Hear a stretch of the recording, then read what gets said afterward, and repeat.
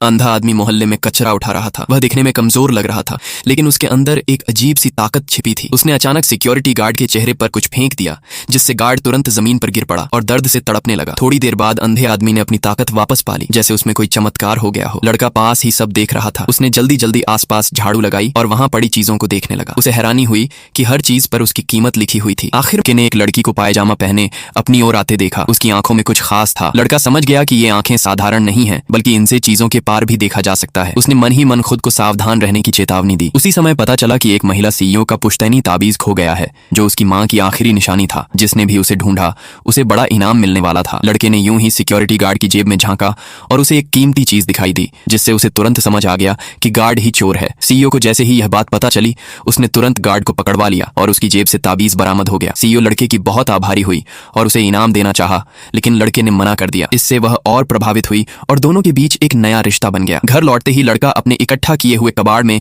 कीमती चीजें ढूंढने लगा। उसे एक सोंग राजवंश का लाह का फूलदान मिला, जिसकी कीमत 3 मिलियन थी। वह खुशी से भर गया और तुरंत एंटीक शॉप पहुंच गया। वहां के कर्मचारी ने उसे नजरअंदाज किया, लेकिन मालिक ने एक नजर में पहचान लिया कि ये चीजें बेहद कीमती हैं। उसने फूलदान के लिए 3 मिलियन और सिक्के के लिए 5 मिलियन की पेशकश की। लड़के ने तुरंत सौदा कर लिया और उसके खाते में 8 मिलियन आ गए। तभी मालिक की बेटी वहां आई। वह एक बांस की नक्काशी वाला कप लाई और अपने पिता से उसकी असलियत पूछने लगी। लड़के ने तुरंत पहचान लिया कि वह नकली है और मालिक को खरीदने से रोक दिया। उसने बताया कि उस पर मशीन के निशान हैं। मालिक को अपनी गलती का एहसास हुआ और वह लड़के से बहुत प्रभावित हुआ। मालिक ने सोचा कि यह लड़का बहुत होशियार है और अपनी बेटी की शादी उससे कराने का विचार किया। लड़का चौंक गया, लेकिन उसने सोचा कि अभी उसका ध्यान अपनी आंखों की शक्ति को इस्तेमाल करने पर होना चाहिए। इसके बाद वह सड़कों पर एंटीक चीजें देखने लगा, जहां ज्यादातर